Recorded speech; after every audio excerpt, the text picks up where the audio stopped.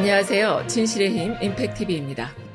문재인 대통령님이 청와대로 외교안보 분야의 원로들을 초청해서 북한 관련 대화를 나눴다고 하네요. 구체적인 얘기는 언론에 공개하지 않았지만 참석자들이 당시의 분위기 정도는 전달을 해줬는데요.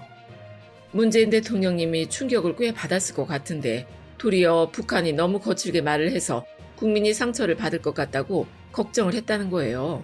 문재인 대통령님이랑 오랜 기간 함께했던 사람들이 한결같이 하는 말이 아무리 어리고 직책이 낮은 사람이라도 함부로 하대하는 걸 한 번도 보지 못했다. 이렇게 얘기를 하잖아요. 그리고 유시민 이사장도 10년 넘는 세월 동안 문 대통령님이 누구한테 화를 내거나 누굴 험담하는 걸 한 번도 들어보지 못했다는 말도 했었고요. 노무현 대통령님 연설비서관을 했던 강원국 작가도 회의 자리에서 지적할 거리가 있어도 여러 사람이 있는 데서 바로 하지 않고 혼자 있을 때 따로 얘기를 하셨다는 말을 했었잖아요.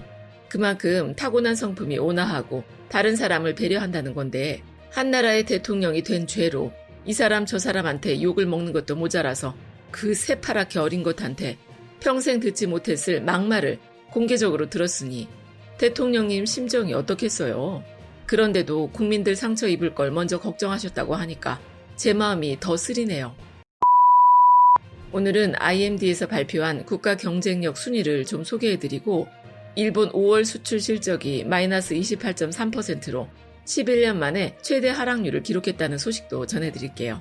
그 와중에도 우리나라는 여전히 대일본 무역이 적자라고 하니까 도대체 일본이랑 어떤 걸 사고 팔길래 만년 적자를 못 면하는지도 좀 살펴볼게요. 우선 국가 경쟁력 순위를 보면요. 스위스의 국제경영개발대학원이란 데가 있거든요. 줄여서 IMD라고 부르는데 생긴 지 얼마 되지도 않았는데 국제적으로 명성이 아주 높은 경영대학원이 됐어요. 여기서 매년 국가 경쟁력을 평가해서 영감을 만들거든요. 이 자료가 각 나라의 경쟁력을 평가할 수 있는 가장 권위 있는 자료로 인정을 받아서 여러 나라들이 정책 수립하는 데까지 활용을 할 정도라고 해요. 우리 기재부에서도 IMD 결과를 분석한 문건을 내놨어요. 1위는 전년도랑 똑같이 싱가포르네요. 1위부터 10위까지 결과를 보면 아시겠지만 이게 단순히 경제력만 가지고 순위를 매기는 게 아니거든요. 물론 나름 다 잘 사는 나라들이지만 GDP 1위인 미국이 10위로 주저앉아 있고 2위인 중국은 아예 탑10 안에 들지도 못했어요. IMD에서 평가하는 기준이 4가지예요. 일단 경제 성과를 보는데 국내 경제는 물론이고 국제무역, 물가고용 등을 전반적으로 살펴서 점수를 주고요.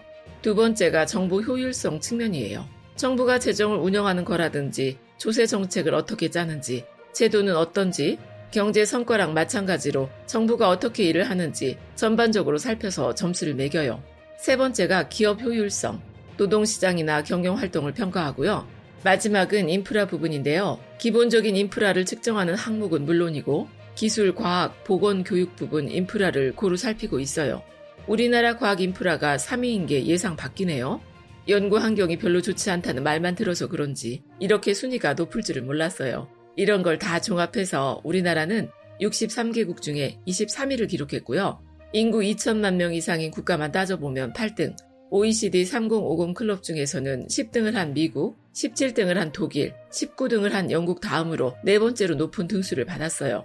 참고로 프랑스가 32등, 일본이 34등, 이탈리아가 44등이에요. 작년보다 5단계나 순위가 올라서 좋고 일본보다 순위가 더 높은 것도 솔직히 기분이 좋네요.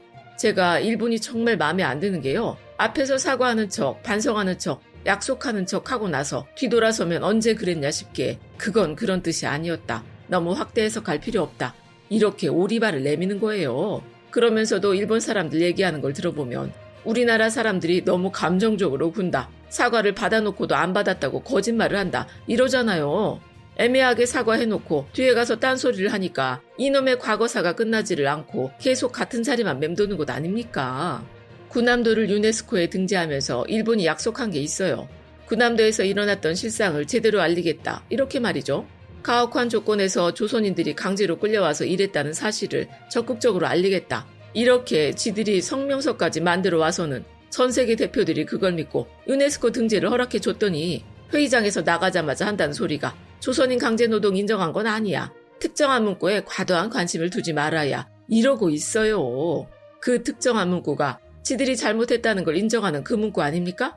지들이 잘못했다고 쓰긴 썼지만 거기에 관심 두지 말라는 게 정신 멀쩡한 나라에서 할 수 있는 소린가요?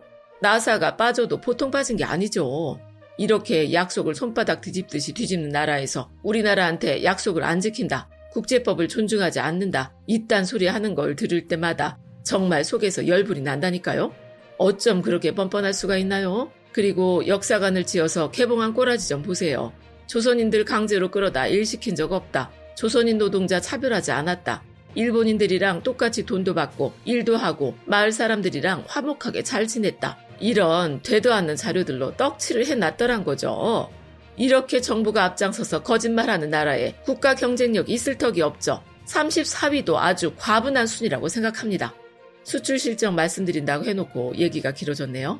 일본 재무성에서 5월 수출 실적을 발표했는데 2019년 5월에 비해서 무려 28.3%나 떨어졌다는 거예요.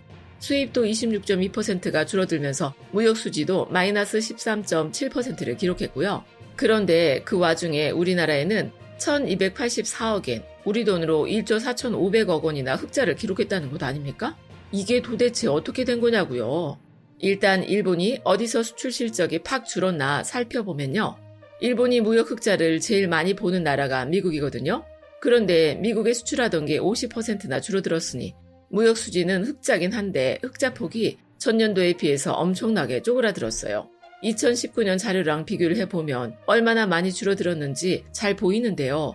1조 2천억엔 가까이 수출하던 미국에 5,900억엔 정도밖에 수출을 못했으니까 흑자 금액을 좀 보세요. 2019년 5월에 미국에서 벌어들인 돈이 3,931억엔, 우리 돈으로 4조 5천억 원인데 올해는 1,000억엔 남짓, 그러니까 1조 1,300억 원 정도밖에 못 벌었다는 거잖아요. 한 달 동안 3조 원이 넘게 날아가 버린 거예요. 일본이 미국에다 제일 많이 파는 게 자동차거든요. 일본 수출 1위 국가가 미국이고 일본 수출 1위 품목이 자동차예요. 그러니까 미국에서 일본 자동차가 안 팔리면 무역 수지가 꼬꾸라질 수밖에 없는 거죠. 미국에서 팰리세이드가 그렇게 잘 팔린다던데 미국에서 일본 차 대신에 우리나라 차 좀 많이 사줬으면 좋겠네요. 그럼 우리나라가 일본에서 뭘 사오길래 적자를 못 면하는지 좀 살펴볼게요. 제일 눈에 띄는 게 6번 기계 부분인데요. 그 중에서도 증가폭이 제일 큰 게 113.3%나 점유율이 늘어난 반도체 공정 관련 제품들이에요. 6월 초에 우리 수출 실적이 20%나 껑충 올랐었잖아요. 반도체가 22.6%나 증가하면서 그 덕을 많이 봤죠. 일본에서 제일 많이 수출하는 품목이 자동차라면 우리나라는 반도체잖아요. 반도체 수출이 늘어난 만큼 일본에서 원자재를 수입한 것도 늘어난 거라고 봐야죠. 일본이 우리나라에 수출하는 것들이 대부분 원자재 부분이니까 무역 적자를 봤다고 억울해할 필요는 없을 것 같네요. 재료 많이 사와서 그만큼 많이 팔면 되니까요. 대신 차츰차츰 일본에서 수입하는 원자재를 줄여나가야 되겠죠. 안 그랬다가는 언제 또 뒤통수를 맞을지 모르잖아요. 지난 1월에 솔브레인에서 99.999, 이 9가 12개나 있는 12-9 액체 불화수소 양산에 성공하지 않았습니까? 이게 액체 불화수소 중에서는 순도가 제일 높은 거라면서 일본 아니면 못 만든다고 일본이 아주 자신했던 제품이거든요. 그런데 지난 1월에 우리 업체에서 양산에 성공했으니까 수출 규제 6개월 만에 일본 코를 납작하게 눌러줬던 거죠. 그리고 이번에 이 액체 불화수소보다 더 개발이 어렵다는 불화수소 가스 양산에 성공한 기업이 있는데요. SK 머티리얼즈에서 99.999 5-9 불화수소 가스를 개발해서 대량 생산까지 시작했다는 것 아닙니까? 액체 불화수소는 초고순도가 12-9이지만 가스 불화수소는 5-9이 초고순도라고 해요. 일본에서 정말 이것만은 못할걸? 이렇게 생각하는 게 이 불화수소 가스라고 하니까 진짜 큰일을 해낸 거죠. 2023년까지 국내에서 쓰는 물량 중에 70%까지 SK 머티리얼즈에서 생산하는 제품으로 대체하는 게 목표라고 하니까 그때쯤이 되면 일본의 적자 보는 게 조금은 더 줄어들지 않을까요? 삼성 디스플레이랑 LG 디스플레이에서는 일본에서 100% 수입하던 불화수소액을 우리 국내 기업 제품으로 100% 대체했다고 하고요. 삼성전자랑 SK하이닉스는 불화수소액은 국산으로 대체하고 불화수소 가스는 수입해오는 나라를 여기저기 늘리는 걸로 대체를 하고 있었는데 이번에 우리 업체가 양산에 성공을 했으니까 불화수소 가스도 국산화하는 날이 머지 않았어요. 불화수소 세계 1위 업체인 일본 스텔라케미파의 작년 영업이익이 31%나 감소했다는 걸 알고 계시죠?